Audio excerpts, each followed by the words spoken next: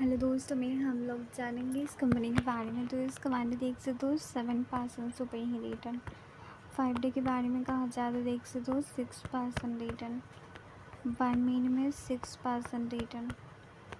6 महीने में देख सकते हो 13% सुपर ही रिटर्न।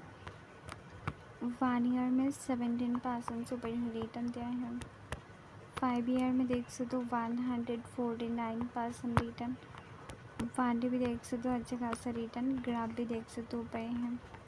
प्राइस देख सकते हो 2000 से ऊपर ही है। और इसका मार्केट साइज भी देख लो।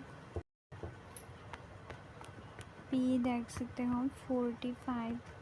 डिविडेंड देख सकते हो बहुत कम। मार्केट ओपन है देख सकते हो।